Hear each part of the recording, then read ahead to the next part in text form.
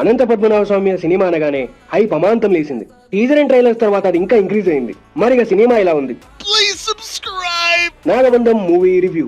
ఇక ప్లాట్ ఏంటంటే బ్రహ్మకమలం అనే దాన్ని దుష్టశక్తులు దక్కించుకోవాలని ప్రయత్నిస్తా ఉంటాయి. అసలు దాంట్లో ఏముంది, అది దుష్టశక్తులకు దక్కితే ఏమవుతుంది, ఇది మీరు సినిమాలో చూస్తారు. సినిమా స్టార్ట్ అవ్వడం చాలా ఇంట్రెస్టింగ్ పాయింట్ తో స్టార్ట్ చేశారు. ఫస్ట్ 20 minutes బ్రహ్మకమలం దాని బ్యాక్ స్టోరీ చాలా బాగా ప్రెజెంట్ చేశారు. విరాట్ కర్ణ స్క్రీన్ ప్రెజెన్స్ బాగుంది. యాక్షన్ సీక్వెన్సెస్ లో అద్దర కొట్టేశాడు. 100 కోట్లు ప్రొడక్షన్ కే వాడితే అవుట్పుట్ గీ రేంజ్ లో ఉంటుందా అనిపించింది ఆ విజువల్ చూస్తే. అక్కడక్కడ కొన్ని షార్ట్స్ అయితే డామ్ గుడ్ ఉన్నాయి. గంతే.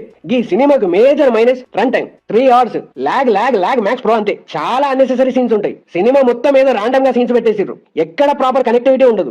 ఎడిటింగ్ లో లోపాలు చాలానే ఉన్నాయి. ఒక వండర్ఫుల్ కాన్సెప్ట్ తీసుకుని ఓకే, కానీ ఎగ్జిక్యూషన్ కూడా అంతే బాగా ఉండాలి. కానీ అభిషేక్ నామా ఈ సినిమాతో పంగనామాలు పెట్టిండు. సినిమా మొత్తం బోర్ ఫీల్ వస్తా ఉంటది. సినిమాలో ప్రాపర్ ఎమోషన్ అనేది ఒకటి ఉండదు. సినిమాకు మనం ఎక్కడ కూడా కనెక్ట్ అవ్వం. సినిమాలో హ్యూజ్ యాక్షన్ సీక్వెన్సెస్ జరుగుతూ ఉంటాయి, దేవుడు వస్తా ఉంటాడు, ఏదేదో జరుగుతూ ఉంటది, కానీ మనకి ఇంత కూడా కనెక్టివిటీ ఉండదు. సినిమా మొత్తం చూసినాక గా డోర్ లో ఏముంది, గా విలన్స్ దానికోసం ఎందుకు ప్రయత్నిస్తున్నారు అనేది సెకండ్ పార్ట్ లో చూపిస్తామంటారు. దానికోసం మనం 3 గంటలు మౌంటైన్ రెడ్ ఫ్లవర్ ల సినిమాని చూడాలి. This is the most disappointing in the film. ఈ సీన్ ఒక్కసారి చూడాలన్నా కూడా సాహసమే అని చెప్తా.